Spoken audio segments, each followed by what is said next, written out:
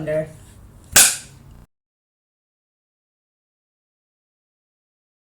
No, I think this is the premise of the movie. The nurse, she is a woman of science. She's quite rational, and she just can't believe that everyone is blinded by this idea that this young girl can survive without food. And most of the movie, a big chunk of the movie, is basically Florence Pugh trying to prove that this girl is somehow fed by her family or someone else. She just can't believe that the girl can survive without feeding herself and eating. So there is a big chunk of sort of investigation of her really observing and trying to understand what's happening there.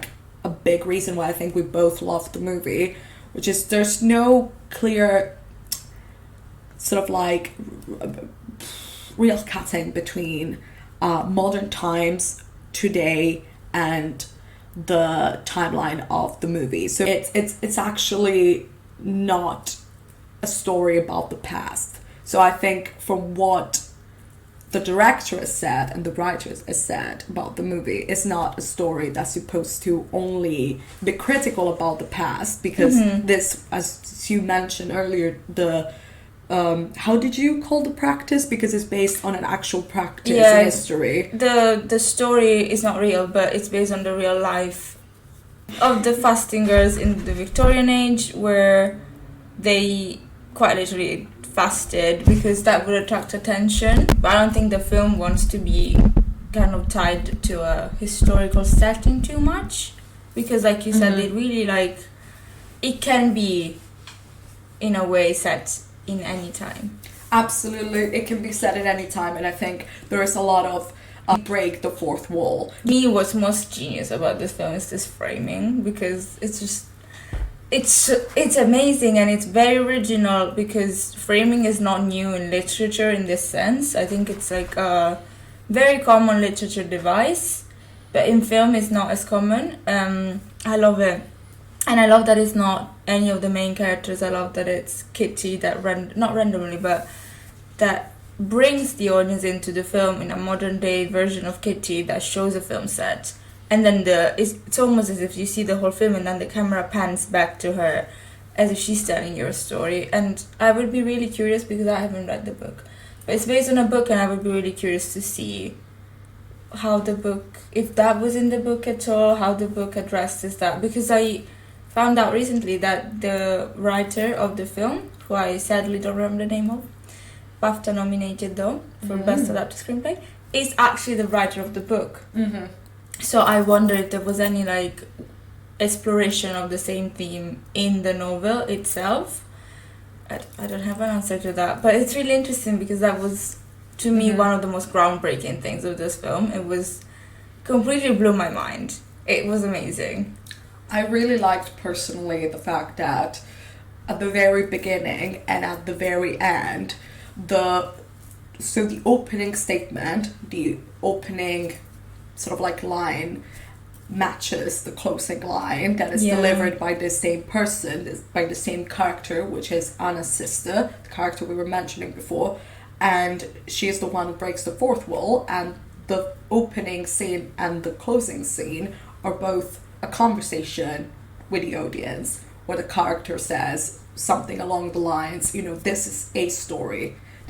Do not just focus on this story thinking it's a fairy tale or just some sort of mythology or narrative that is distant and sort of like existing outside of reality. This is a story like any other that you will hear in the news today, and it's pretty much part of your present reality. And I think what they meant by that, I think one of the interpretation could be, at least what I saw in the movie, is this sort of like, as we've been discussing before, this dilemma, this tension there is between you personally wanting to respect others people's beliefs, because it's quite important. I think it's too simplistic to say it's just religion versus science. Sometimes, and I think this movie plays really well with this sort of like complexities, sometimes it's more this internal dilemma that we have between believing and respecting respecting others people's values and beliefs, and what religion, sort of like the role religion have in their respective life, which can be very encompassing, it can have a very intimate role, and sort of dealing with the tension there is between the role of religion in people's personal life, and sometimes, I wouldn't say science specifically, but common sense, or what we would think is common sense. And I think the movie pushed this to the extreme, having, of course, starvation as core narrative element, but it can be anything else, really, right? I don't know, it's just, it's that tension where you don't know if you have a right to discredit someone's way of living or idea of a good life because it's based solely on religion. Like, where do we cross the line? And I think the movie says when it harms other people. Yeah, and in that sense, I do see a lot of like science versus more medicine than science, but regardless, versus faith and religion in the figures of the leaders of the village. And obviously Florence Pugh being a nurse and the other woman being a nun, but it's mostly like, who will they listen to? Why are they so focused? Everybody seems to be so focused on the religion rather on the science. So in that sense, there really is that kind of line. Where do we stop? Where do we draw the line? And where do we actually look at the facts, look at the science, rather than hold on to a belief that may harm other people? And in that sense, the conflict between the two was really interesting because, again, it's very modern, it's very contemporary, so it's, in that sense, it's also a film that can really not teach, because it doesn't want to teach anything, but it can inspire. Just open this debate. Yeah, it's a small like political ecosystem. Why do would the political leaders, in a sense, listen to religion more than science? And that enrages you in the film. I think it should enrage you, because you're seeing this and these men seem absolutely like insane. Yeah. And they are the political leaders. They're the ones you should look up to.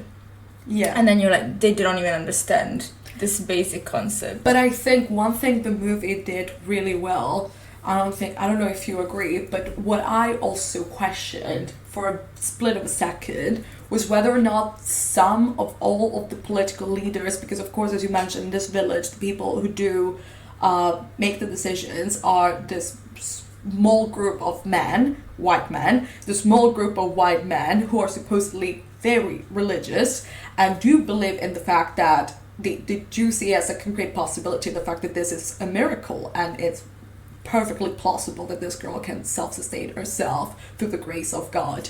But I question for a second if some of them, or all of them, perhaps truly believed in this, or they saw this as a potential for revenues, for profit, because this was an attraction, it was a wonder, it attracted a lot of interest from people that came from outside the village, and so there was sort of like a space for profits, right? I think so, but I think also, yes, I think they were kind of profiting on that, but also it was kind of the easy solution, in the sense that they maybe didn't want to go against this whole family which had such an attention even outside the village, so maybe they didn't feel like it was feasible to go against them, because obviously they were really like believing in this thing of the miracle, whereas maybe for them, from their point of view, it was easier to sacrifice somebody in that sense, and just a little girl and be like, oh, that's God's will, rather than take the responsibility to like actually go against them and change how things worked in the village. Yes, and I think, that what you just said, I agree, is,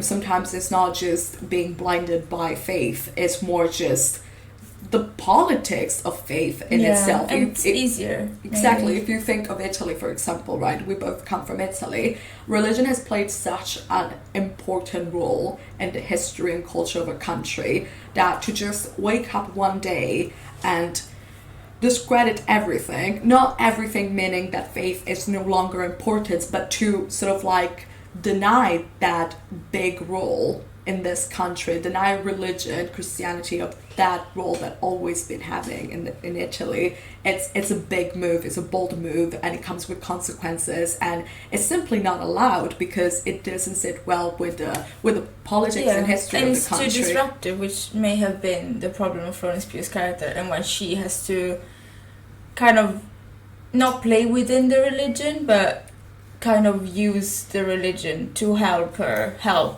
Anna.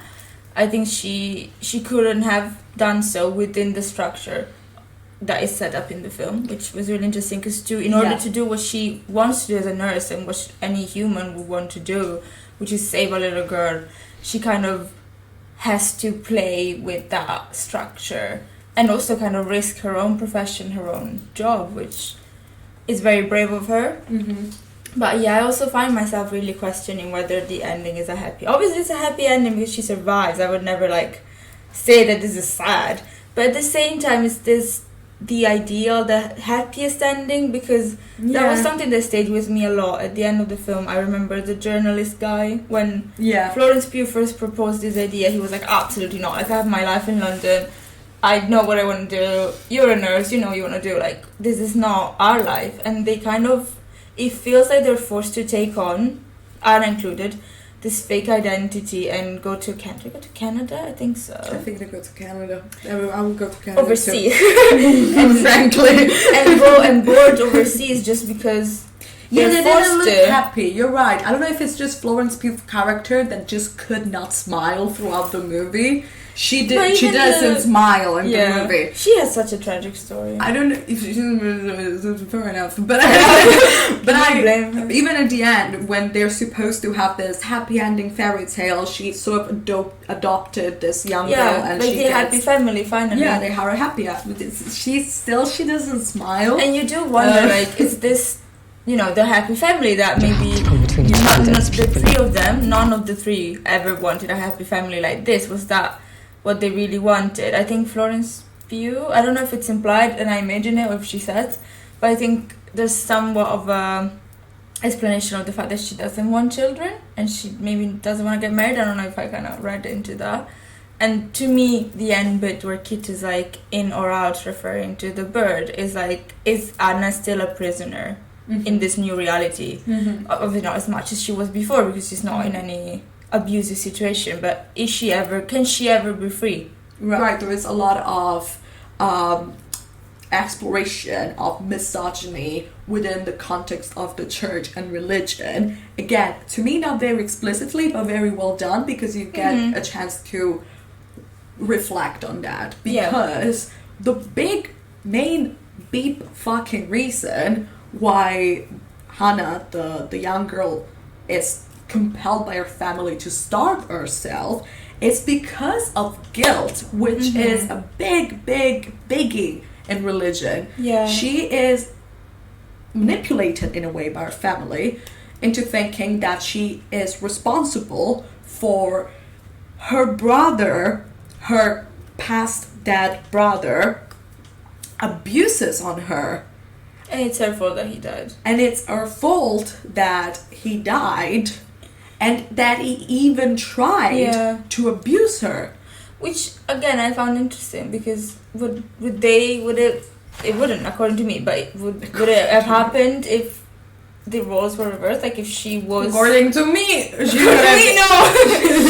she had been a boy instead of a little girl, that would have not happened. That would have not happened. Exactly, her family guilt her into starving herself, and almost then, because when Florence Pugh cuts the contact with her family, she's evidently about to die, and her mother knows. Her mother doesn't admit it out loud, but she knows she's gonna die, and she is perfectly fine with it, because it's God's will. Yeah, you really get to see how faith has to be something you willingly choose to adhere on. But it also opens a parenthesis on whether or not sometimes our individual choices are actually our choices or a product of someone else's influence. And I love this movie because it's not a movie that says, okay, alright, fuck religion, it's all wrong.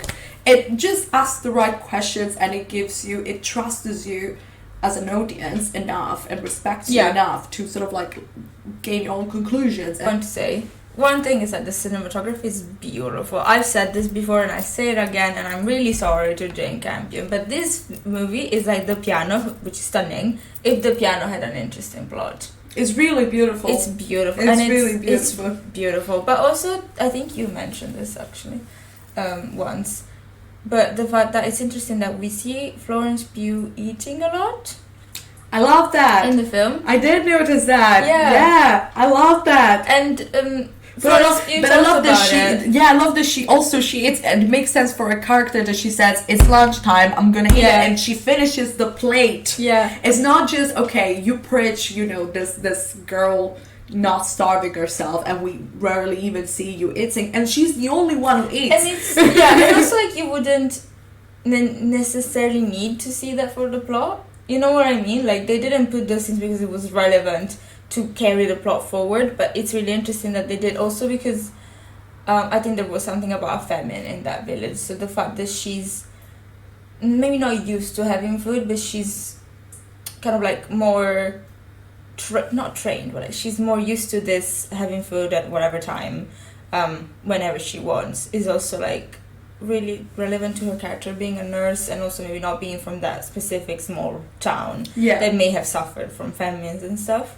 I think Florence Pugh talked a lot about the fact that her character does eat a lot in the film, which was really interesting because it made me think that you don't often see characters eating in films. You don't. And I think it's a shame that it wasn't really considered an award season. No one gave a shit about It's at BAFTAs for like 2 things. No one gave a shit about The Wonder, which makes perfect sense. Yeah, it was a good such movie. a beautiful film, like from many points of view, from like story-wise, cinematography, directing, everything. Also. It's just so interesting. There was more. I'm gonna say something very mean.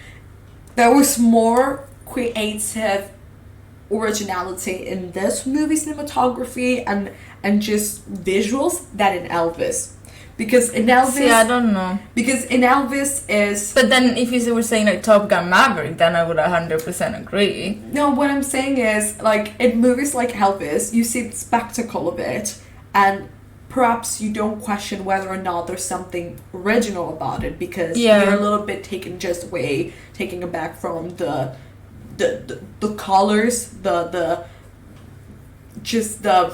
I know what you mean. The spectacle element of it, and you just assume, this will be best cinematography, this will be best photography, because it has to. And in a way, it's interesting that The Wonder doesn't need that spectacle. Exactly, something slightly quieter, something slightly less on the nose, less out there, which perhaps requires you to really watch the movie and get to really engage with it, with the colors, with the pictures, something like that. Perhaps exactly in the context of the cinematography and the visuals, right?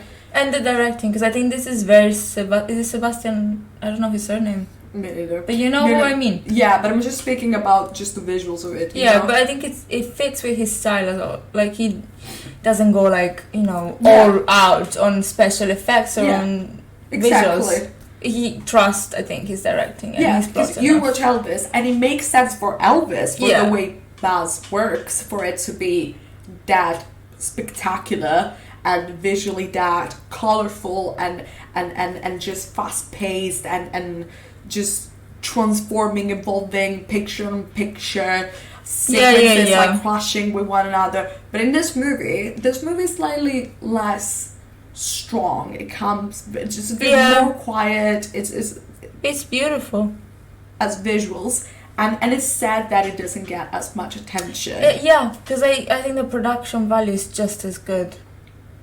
Don't forget to subscribe and do all the little things. Follow us on Instagram, TikTok. If we bring even like 1% joy or distraction in your day, 1%. And there's a new video every Monday at 6, which is a lie, because every week I have a problem with copyright. But there is a video every Monday at 6:10. We're liars, we're unreliable, but we are friendly. Exactly, and also it keeps you on your toes. You know, I say every Monday 6, and then on Monday 6 the video's not there. And we're unpredictable. We're spontaneous. What just happened?